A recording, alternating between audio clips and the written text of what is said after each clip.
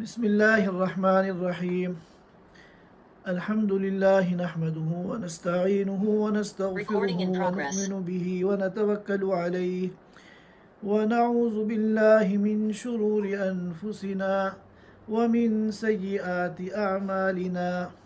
من يهده الله فلا مضل له ومن يضلله فلا هادي له، ونشهد أن لا إله إلا الله وحده لا شريك له، ونشهد أن سيدنا وحبيبنا ومولانا محمدا عبده ورسوله، صلى الله تعالى عليه وعلى آله وأصحابه وبارك وسلم تسليما كثيرا كثيرا.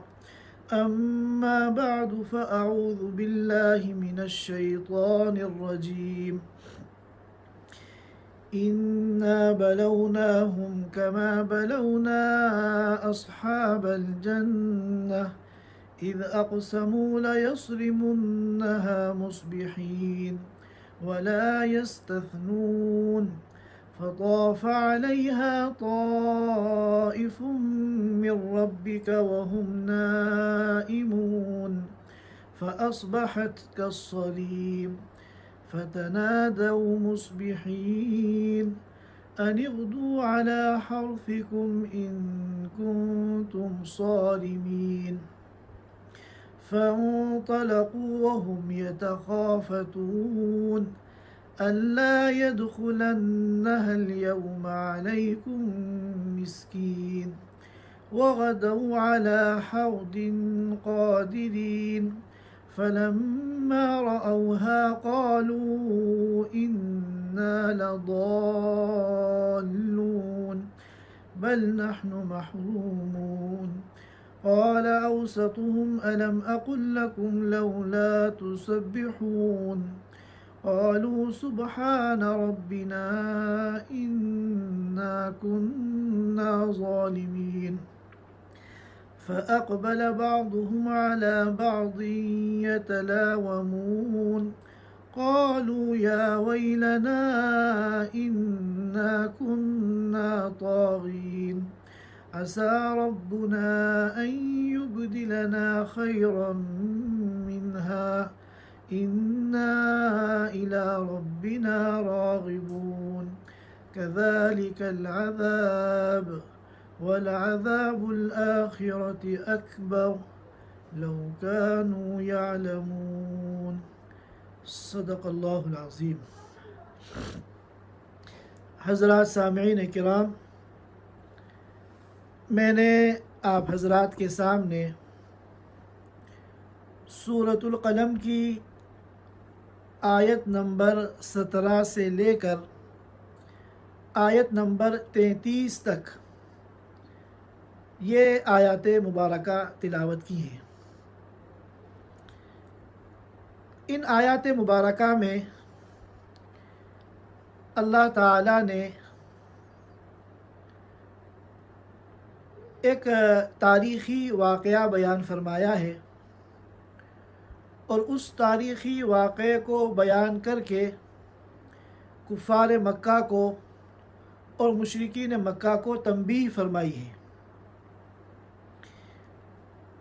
یہ واقعہ اصحاب الجنہ کے واقعے سے مشہور ہے. اصحاب الجنہ کا ترجمہ ہے باغ والے. جنہ جس کو ہم اردو میں جنت کہتے ہیں، اس کے جو اصل معنی ہیں ڈکشنری میں لغوی معنی ہیں وہ باغ کے آتے ہیں. جنت میں چونکہ باغات ہوتے ہیں اس لیے جنتوں کو جنت کہا جاتا ہے. تو یہاں پر اصحاب الجنہ کا ترجمہ ہے باغ والے. یہ واقعہ بعض مفسرین کے قول کے مطابق یمن کا جو دارالسلطنت ہے صنعاء، اس کے قریب ایک بستی ہے، وہاں کا یہ واقعہ ہے. اور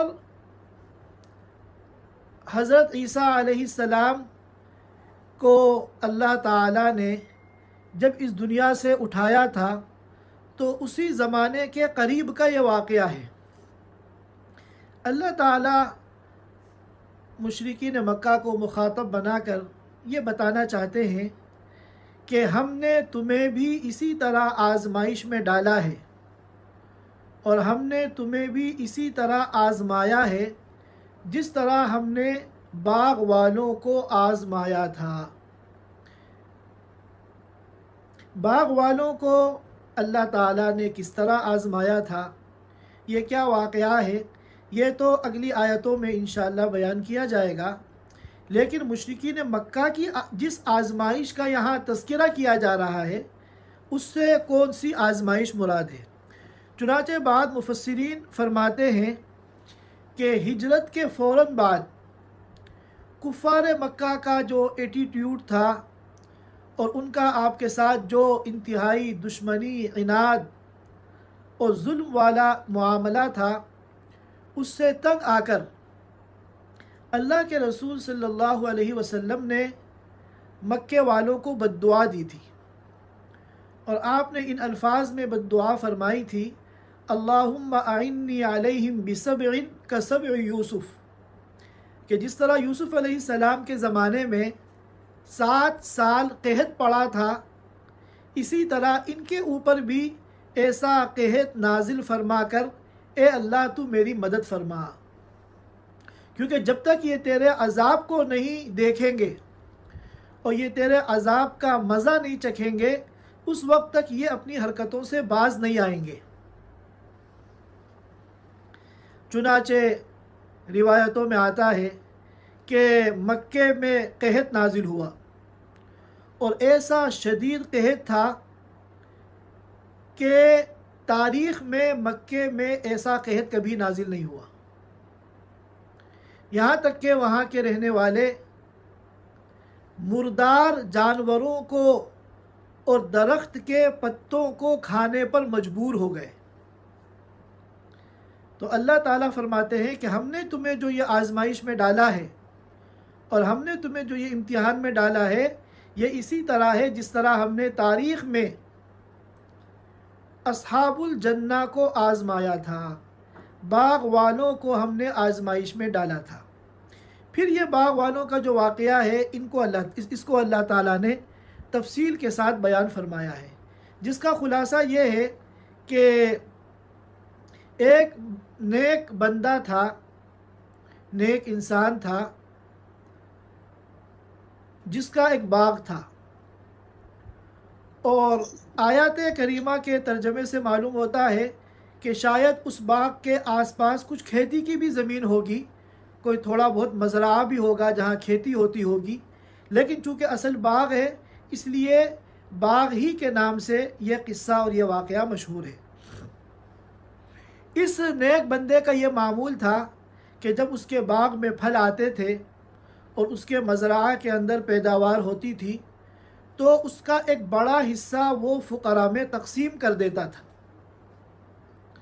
जो मसाकीन हैं, फ़ुक़रा हैं, ज़रूरतमंद हैं, उनको एक बड़ी मिक़दार में वो फल वग़ैरह और अपने मज़रा की खेती और पैदावार वो तक़सीम कर देता था। जब इसका इंतकाल हुआ तो इसके 3 लड़के थे। जब तक ये ज़िंदा था और अपने बाग के फलों में से फ़ुक़रा को भी तक़सीम किया करता था तो ये बाग खूब फल देता था, खूब हरा भरा था और खूब इसके अंदर पैदावार होती थी। जब इसका इंतकाल हो गया तो इसके लड़कों ने कहा कि हमारा बाप तो बड़ा बेवकूफ़ था, इतना सारा पैदावार का हिस्सा और इतनी बड़ी मिक़दार फलों की वो बिला वजह ज़रूरतमंदों में, फ़ुक़रा में तक़सीम कर देता था। अब हम ये बेवकूफ़ी नहीं करेंगे, हम फ़कीरों को, ज़रूरतमंदों को अपने इस बाग में से कुछ भी नहीं देंगे ताकि ज़्यादा से ज़्यादा फल हमारे पास आए और हमारी ज़िंदगी खुशहाल हो जाए। क्योंकि अब तो हमारी भी औलाद हो गई है, हमारी भी फैमिलियाँ बड़ी हो गई हैं, अब हमारी ज़रूरत पहले से ज़्यादा हो गई है, लिहाजा हम अगर फ़ुक़रा को इसी तरह देते रहेंगे तो इस तरह हमारा बहुत नुकसान है, हमारा बहुत घाटा है। चुनाचे जब फलों के काटने का ज़माना आया تو ان لوگوں نے آپس میں پلاننگ کی اور یہ کہا کہ ہم اس طرح اپنے باغ کے پھلوں کو توڑیں گے کہ کانوں کان فقیروں کو پتہ ہی نہیں چلے گا۔ اگر ہم نے اس طرح پھلوں کو توڑا اور باغ کی کھیتی کو کاٹا کہ لوگوں کو پتہ چل گیا تو پھر فقیروں کی بھیڑ لگ جائے گی اور وہ معمول کے مطابق آ جائیں گے مانگنے کے لیے، تو پھر ان کو منع کرنا اور ان کو سنبھالنا ہمارے لیے مشکل ہوگا۔ لہذا ہم اس تدبیر کے ساتھ پھلوں کو توڑیں گے کہ کانوں کان کسی کو پتہ نہ چلے۔ چنانچہ انہوں نے کہا کہ ہم صبح سویرے جا کے پھلوں کو کاٹ لیں گے۔ چنانچہ انہوں نے قسم کھائی، آپس میں یہ طے کیا اور قسم کھائی کہ جیسے ہی صبح ہوگی تو ہم لوگ جا کے باغ کے پھل توڑ لیں گے۔ قرآن میں یہ لفظ آتا ہے وَلَا يَسْتَثْنُونَ، استثناء، انہوں نے استثناء نہیں کیا۔ تو اس کے دو مطلب ہیں، ایک مطلب تو یہ ہے کہ استثناء نہ کرنے کا کہ انہوں نے انشاءاللہ نہیں کہا، یہ تو کہا لَيَسْرِمُنَّهَا مُصْبِحِينَ کہ صبح ہوتے ہی ہم ضرور بالضرور یقینی طور پر اپنے باغ کے سارے پھل توڑ لیں گے، لیکن انشاءاللہ نہیں کہا۔ اور ایک مطلب یہ ہے وَلَا يَسْتَثْنُونَ کا کہ انہوں نے فقیروں کے لیے حصہ الگ نہیں کیا، جیسا کہ اب تک ان کے باپ کا، مرحوم باپ کا معمول چلا آ رہا تھا۔ چنانچہ جب صبح ہوئی تو اللہ تعالیٰ کی طرف سے ایک بلا آئی جس نے پورے باغ کا چکر لگایا اور پورا باغ جو ہے تہس نہس ہو گیا، سارے پھل اور ساری پیداوار اس کی ضائع ہو گئی۔ بعض روایتوں سے معلوم ہوتا ہے کہ یہ بلا جو ہے آگ تھی، آگ کی شکل میں آئی اور سارا باغ جل کے راکھ ہو گیا۔ اور یہ اس وقت سو رہے تھے۔ جب صبح ہوئی تو انہوں نے ایک دوسرے کو آواز دے کے اٹھایا کہ چلو ہم نے جو پلان بنایا تھا اب اس پر عمل کرنے کا وقت آ گیا ہے۔ اور یہ لوگ تیزی کے ساتھ تیار ہو کے وہاں سے باغ کے لیے روانہ ہوئے۔ اب جب باغ کی لوکیشن پہ پہنچے تو وہاں تو ان کو باغ نظر ہی نہیں آ رہا ہے، تو وہ کنفیوز ہو گئے کہ ہم راستہ بھٹک کے کہیں اور تو نہیں آ گئے۔ لیکن تھوڑی دیر کے بعد جب انہوں نے ساری علامات اور جائے وقوع اور نشانیوں کو دیکھا تو ان کو سمجھ میں آ گیا کہ ہم غلط جگہ نہیں آئے، ہم صحیح جگہ آئے ہیں، یہی وہ جگہ ہے جہاں ہمارا باغ تھا اور اب وہ جو ہے جل کے راکھ ہو چکا ہے۔ تو اب ان کو اپنی غلطی کا احساس ہوا، ان کو ندامت ہوئی، شرمندگی ہوئی کہ ہم نے تو بہت برا فیصلہ کیا، ہم نے تو سرکشی اختیار کی، ہم نے تو ظلم والا معاملہ اختیار کیا۔ اور ان تینوں بھائیوں میں جو درمیانی بھائی تھا وہ قدر نیک تھا۔ جب یہ آپس میں میٹنگ کر رہے تھے اور یہ شیطانی پلان بنا رہے تھے تو اس وقت اس نے ان کو سمجھایا تھا کہ تم ایسا نہ کرو، فقیروں کا حق نہ مارو۔ اور لیکن ان لوگوں نے جب دوسرے دو بھائیوں نے اس کی بات نہیں مانی تو وہ بھی انہی کے ساتھ مل گیا۔ اسی لیے کہتے ہیں کہ اگر کہیں منکر ہو رہا ہو اور کوئی برا کام ہو رہا ہو تو ان میں جو نیک ہے، صالح ہے، وہ ان کو منع کرے، اور اگر اس کے منع کرنے سے وہ باز نہ آئے تو پھر یہ اپنے کو الگ کرے، اپنے کو اس منکر سے الگ کرے، ان لوگوں کا بائیکاٹ کرے۔ اگر یہ انہی کے ساتھ پھر گھلا ملا رہے گا، ان کی ایکٹیویٹی کے اندر شامل ہو جائے گا تو پھر جو عذاب ان پر آئے گا، جو سزا ان کو ملے گی وہ اس کو بھی ملے گی۔ چنانچہ اس نے بے شک منع کیا تھا اور اپنے دونوں بھائیوں کو روکا تھا، لیکن جب دونوں بھائیوں نے اس کی بات نہیں مانی تو یہ بھی ان کے ساتھ اس غلط کام میں شریک ہو گیا۔ چنانچہ اس نے کہا کہ میں نہیں کہہ رہا تھا تم لوگوں سے کہ تم لوگ اللہ کا ذکر کیوں نہیں کرتے، اور اللہ تعالیٰ نے فقراء کے پر صدقہ کرنے کی اور ان میں خیرات تقسیم کرنے کی جو فضیلت بیان کی ہے، جو حکم دیا ہے، اس پر عمل کیوں نہیں کرتے؟ پھر جس طرح جب کوئی کام بگڑ جاتا ہے تو پھر آپس میں جو ہے اختلاف ہوتا ہے، ہر ایک دوسرے پہ ڈالتا ہے کہ تیری وجہ سے ہوا، وہ کہتا ہے کہ نہیں تیری وجہ سے ہوا، وہ یہ کہتا ہے کہ نہیں تو نے پہلے کہا تھا، تو وہ دوسرا کہتا ہے نہیں تو نے پہلے کہا تھا، تو پھر وہ آپس میں ایک دوسرے کو ملامت کرنے لگے۔ لیکن چونکہ نیک باپ کی اولاد تھے اور ان کی تربیت کے کچھ نہ کچھ اثرات تھے، اس لیے ان لوگوں نے یہ طے کیا کہ ہم اللہ کے سامنے توبہ کریں گے، اللہ کی طرف رجوع کریں گے اور اللہ ہی سے مانگیں گے۔ شاید اللہ تعالی ہمارے اس رجوع کی برکت سے، ہمارے اس توبہ اور استغفار کی برکت سے اس سے اچھا باغ ہمیں عطا فرما دے۔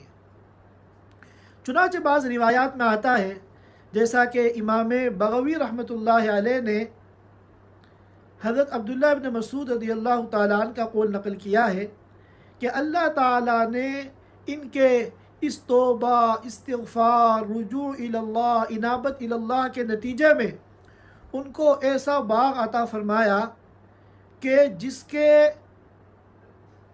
پھلوں میں انگور کا ایک خوشہ اتنا بڑا ہوتا تھا کہ اس کو پورے خچر کے اوپر لادا جاتا تھا۔ یہ جو گدھے اور خچر وغیرہ اس زمانے میں سامان کو ادھر سے ادھر منتقل کرنے میں استعمال ہوتے تھے، تو ایک انگور کا خوشہ اتنا بڑا ہوتا تھا کہ پورے خچر کے اوپر ایک انگور کا خوشہ آتا تھا۔ ایسا اللہ تعالیٰ نے اس رجوع اللہ کے بدلے میں ان کو عطا فرمایا۔ تو یہ خلاصہ تھا اس واقعے کا۔ اب ہمیں چاہیے کہ ہم آیات مبارکہ کا ترجمہ سن لیتے ہیں۔ اللہ تعالیٰ فرماتے ہیں اِنَّا بَلَوْنَاهُمْ كَمَا بَلَوْنَا أَصْحَابَ الْجَنَّةِ۔ جو ہمارے ساتھی باوضو ہیں اور قرآن کریم ان کے قریب میں ہے، بہتر یہ ہے کہ وہ سورۃ القلم کھول لیں اپنے سامنے۔ آیت نمبر 17 سے میں ترجمہ شروع کر رہا ہوں۔ اللہ تعالیٰ فرماتے ہیں اِنَّا بَلَوْنَاهُمْ، کہ ہم نے ان مشرکین مکہ کو آزمایا، ان کو آزمائش میں ڈالا۔ کون سی آزمائش؟ جس کے بارے میں بعض مفسرین نے کہا کہ یہ وہ آزمائش ہے جو ہجرت کے فوراً بعد حضور پاک صلی اللہ علیہ وسلم کی بد دعا کے نتیجے میں اہل مکہ پر آئی تھی۔ اور اس کی شکل کیا تھی؟ ایسا قحط آیا تھا، یعنی اللہ نے بارش کو روک دیا تھا کہ ایسا قحط مکے کی تاریخ میں پہلے کبھی نہیں آیا۔ یہاں تک کہ وہ مشرکین مکہ جو بڑے خوشحال تھے اور بڑے بڑے ان کے کاروبار تھے اور عالی شان ان کی ٹھاٹ باٹ کی زندگیاں تھیں، وہ لوگ مردار یعنی مرا ہوا جانور کھانے پر مجبور ہو گئے، درختوں کے پتے چابنے پر اور کھانے پر وہ لوگ مجبور ہو گئے۔ تو اللہ فرماتے ہیں اسی کی طرف اشارہ کرتے ہوئے اِنَّا بَلَوْنَاهُمْ، بے شک ہم نے کفار مکہ کو آزمائش میں ڈالا، کما بلونا اصحاب الجنہ، جیسا کہ ہم نے آزمائش میں ڈالا باغ والوں کو، اذ اقسموا لیصرمنها مصبحین، جب ان لوگوں نے قسم کھائی تھی کہ صبح ہوتے ہی ہم یقیناً باغ کے پھلوں کو توڑ لیں گے، وَلَا يَسْتَثْنُونَ، لیکن انہوں نے استثناء نہیں کیا۔ ایک مطلب تو کیا ہے کہ انہوں نے اپنے عزم کا ارادہ کیا اور لَيَصْرِمُنَّ تاکید کے ساتھ کہا کہ ہم اس کام کو یقیناً کریں گے، لیکن انشاءاللہ نہیں کہا۔ اور دوسرا مطلب وَلَا يَسْتَثْنُونَ، انہوں نے اپنے باغ کے پھلوں میں فقیروں کے لیے ان کا حصہ الگ نہیں کیا۔ فَطَافَ عَلَيْهَا طَائِفٌ مِّن رَّبِّكَ وَهُمْ نَائِمُونَ، چنانچہ جب وہ سو رہے تھے، آپ کے رب کی طرف سے ایک بلا نے اس باغ کا چکر لگایا۔ وہ بلا اور وہ آفت کیا تھی؟ بعض مفسرین کے نزدیک وہ ایک آگ تھی جس نے راتوں رات ان کے باغ کو جلا کر بھسم کر دیا۔ فَأَصْبَحَتْ كَالصَّرِيمِ، تو پورا باغ جو ہے کٹی ہوئی کھیتی کی طرح ہو گیا. جس طرح بعض مرتبہ کسان اپنی کھیتی کو کاٹنے کے بعد اس میں آگ لگا کے اس کو جلا دیتے ہیں، تو بالکل اس طرح جو کھیتی کٹی ہوئی ہوتی ہے اس طرح وہ پورا باغ ہو گیا. فَتَنَادَوْا مُصْبِحِينَ، ان کو کچھ پتہ نہیں، یہ تو پڑے سو رہے ہیں، ان کو نہیں معلوم کہ راتوں رات ان کے باغ کے ساتھ کیا ہوا. فَتَنَادَوْا مُصْبِحِينَ، صبح کے وقت یہ لوگ ایک دوسرے کو پکارنے لگے، یعنی ایک دوسرے کو اٹھانے لگے، چلو اٹھو، تیاری کرو، رات جو ہم نے ارادہ کیا تھا اپنے اس ارادے کو اب ہمیں پورا کرنا ہے. أَنِ اغْدُوا عَلَىٰ حَرْثِكُمْ إِن كُنتُمْ صَارِمِينَ، اگر تمہیں کاٹنا ہے باغ کے پھلوں کو تو سویرے ہی اپنے کھیت پر یعنی اپنے باغ پر چلو. فَانطَلَقُوا وَهُمْ يَتَخَافَتُونَ، پھر وہ لوگ چلے اپنے گھر سے باغ کے لیے. وَهُمْ يَتَخَافَتُونَ، اس حال میں کہ وہ آہستہ آہستہ ہر کام کر رہے تھے، چپکے چپکے وہ چل رہے تھے. أَلَّا يَدْخُلَنَّهَا الْيَوْمَ عَلَيْكُمْ مِسْكِينٌ، کہ ہرگز آج تمہارے پاس کوئی ضرورت مند آ نہ جائے. کسی کو بھنک نہیں لگنی چاہیے، چپکے چپکے ہمیں یہ کام کرنا ہے. جب تک فقیروں کو، علاقے والوں کو، علاقے کے غریبوں کو پتہ چلے گا، جب تک ہم اپنا سارا پھل کاٹ کر، ساری پیداوار کو کاٹ کر ہم ٹھکانے لگا چکے ہوں گے. وَغَدَوْا عَلَىٰ حَرْدٍ قَادِرِينَ، اور وہ سویرے سویرے لپکتے ہوئے تیزی کے ساتھ چلے. فَلَمَّا رَأَوْهَا قَالُوا إِنَّا لَضَالُّونَ، جب انہوں نے وہاں پہنچ کر اپنا باغ دیکھا تو وہ کنفیوز ہو گئے کہ یہاں تو باغ نظر نہیں آ رہا ہے. قَالُوا إِنَّا لَضَالُّونَ، کہنے لگے ہم شاید راستہ بھٹک گئے، ہم غلط لوکیشن پر آ گئے.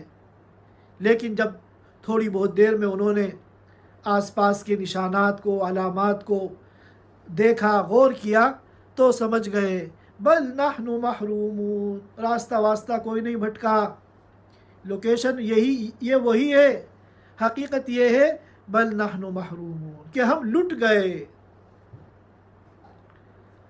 گئے، ہم اپنے باغ سے محروم ہو گئے. قال اوسطهم الم اقل لكم لولا تسبحون، ان کا جو بیچ والا بھائی تھا اس نے پھر کہا الم اقل لکم، کیا میں نے تم سے نہیں کہا تھا کہ تم اللہ کی پاکیزگی کیوں نہیں بیان کرتے، اللہ کا ذکر کیوں نہیں کرتے، اللہ کے حکم پر عمل کیوں نہیں کرتے. قالوا سبحان ربنا انا كنا ظالمین، انہوں نے کہا پاک ہے ہمارے رب کی ذات، انا كنا ظالمین، ہم تو قصوروار تھے، خطا کار تھے، مجرم تھے جب ہم بیٹھ کر یہ پلاننگ کر رہے تھے کہ ہمارے باپ نے اب تک فقیروں کو جو دیا ہے وہ بے وقوفی اور حماقت ہے، ہم یہ غلطی نہیں کریں گے اور کسی فقیر کو اپنے اس باغ کا ایک پھل نہیں دیں گے. جب ہم یہ پلاننگ کر رہے تھے انا كنا ظالمین، ہم تو بڑے مجرم تھے. فَأَقْبَلَ بَعْضُهُمْ عَلَى بَعْضٍ يَتَلَاوَمُونَ، پھر ان میں سے ہر ایک دوسرے کی طرف متوجہ ہو کر ایک دوسرے پر لان تان کرنے لگا، ایک دوسرے کو ملامت کرنے لگا. ہر ایک اس غلطی کا ملبہ دوسرے پہ ڈالنے لگا کہ تیری وجہ سے ہوا ہے، وہ کہتا کہ نہیں تیری وجہ سے ہوا ہے. قالوا یا ویلنا انا كنا طاغین، انہوں نے کہا ہلاکت ہو ہماری، بربادی ہو ہماری، انا كنا طاغین، ہم تو سرکش نکلے، ہم نے تو سرکشی اختیار کی. عسى ربنا ان يبدلنا خيرا منها، شاید ہمارا رب اس کے بدلے میں ہمیں اس سے بہتر عطا کر دے. انا الى ربنا راغبون، ہم اپنے رب کی طرف رجوع کریں گے، اپنے رب کی طرف اپنی رغبت اور شوق کا اظہار کریں گے. ظاہر ہے کہ اللہ تعالیٰ کے سامنے توبہ کریں گے، استغفار کریں گے اور جو ہم نے غلط کام کیا ہے اپنی غلطی کو سدھاریں گے۔ تو جب انہوں نے اپنی اصلاح کا فیصلہ کیا، اللہ کی طرف رجوع کا فیصلہ کیا، تو پھر جیسا کہ بعض روایتوں میں آتا ہے کہ اللہ تعالیٰ نے ان کو ایسا عظیم الشان باغ عطا فرمایا کہ جس کے انگور کا ایک خوشہ اتنا بڑا ہوتا تھا کہ اس کو ایک خچر کے اوپر لاد کر ادھر ادھر لے کر جاتے تھے۔ اللہ تعالیٰ فرماتے ہیں کذالک العذاب، عذاب تو اسی طرح ہے، عذاب تو اسی طرح ہے۔ اور یہ یاد رکھو کہ اگر دنیا کے کسی جرم پر کوئی عذاب آ گیا تو یہ دنیا کا جو عذاب ہے یہ انتہائی معمولی ہے۔ اگر انسان توبہ نہیں کرے گا، استغفار نہیں کرے گا، اللہ کی طرف رجوع نہیں کرے گا تو وَلَعَذَابُ الْآخِرَةِ أَكْبَرُ، آخرت کا جو عذاب ہے وہ دنیا کے عذاب سے کہیں زیادہ بڑا ہے۔ لَوْ كَانُوا يَعْلَمُونَ، اگر ان کو یہ بات سمجھ میں آ جائے۔ یہ ان آیات مبارکہ کا ترجمہ ہے، اور ان آیات میں اللہ تعالیٰ نے جو ایک عبرت کا واقعہ بیان کیا ہے جو ساری انسانیت کے لیے اپنے اندر درس عبرت رکھتا ہے، کہ اللہ تعالیٰ جس طرح دینا جانتے ہیں اسی طرح اللہ تعالیٰ لمحے کے اندر لینا بھی جانتے ہیں۔ لہذا دنیا میں جتنے بھی خوشحال لوگ ہیں ان کی ساری ضرورتیں پوری ہو رہی ہیں اور ایک آرام دہ سکون کی زندگی گزار رہے ہیں، ان کو کبھی بھی اللہ سے غافل نہیں ہونا چاہیے، بلکہ اللہ کی ان نعمتوں کا شکریہ ادا کرنا چاہیے۔ اور اللہ نے جو مال دیا ہے، جو رزق دیا ہے، اس میں سے فقیروں کو بھی اور ضرورت مندوں اور مسکینوں کو بھی دینا چاہیے۔ زکوٰۃ تو فرض ہے، اس فریضے کو تو ہم علماء سے معلوم کر کے جیسا ہمارے ذمے فرض ہوا ہے شریعت کے اعتبار سے ہم اسی کے مطابق ادا کرنے کی پوری کوشش کریں۔ اور اس کے علاوہ جو صدقات نافلہ ہے، جب بھی ہمیں موقع ملے ہم نفل صدقہ دینے کا اہتمام کریں، تاکہ نہ صرف یہ کہ ہمارے پاس جو اللہ کی یہ نعمتیں ہیں اور ہماری زندگی کی جو خوشحالی ہے یہ باقی رہے، یہ ختم نہ ہو، بلکہ روز بروز اس کے اندر اضافہ ہو۔ کیونکہ ہم جتنا اللہ کے راستے میں خرچ کریں گے ہمارا مال کم نہیں ہوگا، بلکہ ہمارا مال جو ہے وہ زیادہ ہوگا۔ یمحق اللہ الربا ویربی الصدقات، سود مال کو کم کرتا ہے، مٹاتا ہے، ختم کرتا ہے، اور صدقات مال کو بڑھاتے ہیں۔ اور یہ جو ہمیں نظر آتا ہے کہ سود سے مال بڑھ رہا ہے، 100 ریال کسی کو قرض دیے، 110 ریال واپس لے رہے ہیں تو 10 ریال کا اضافہ ہوا۔ 100 ریال کے ہم مالک ہیں، ہم نے 10 ریال اللہ کے راستے میں صدقہ کیے تو 10 ریال کا جو ہے نقصان ہوا۔ یہ ہماری آنکھوں کا، ہماری سمجھ کا دھوکہ ہے۔ حقیقت یہ ہے کہ اگر ہم سود لیں گے تو بظاہر مال جو ہمیں بڑھتا ہوا نظر آ رہا ہے، حقیقت میں یہ ہمارے مال کی تباہی اور بربادی ہے۔ اور جب ہم اللہ کے راستے میں خرچ کریں گے تو بظاہر ہمارا مال کم ہوتا نظر آ رہا ہے، لیکن یہ ہمارے مال میں خیر و برکت کا ذریعہ ہے۔ اللہ تعالی ہم سب کو کہنے سننے سے زیادہ عمل کی توفیق عطا فرمائے۔ وآخر دعوانا ان الحمدللہ رب العالمین۔ جزاک اللہ خیر مفتی صاحب۔ Thanks for watching. Don't forget to like, comment, share and subscribe to Al Wahid channel.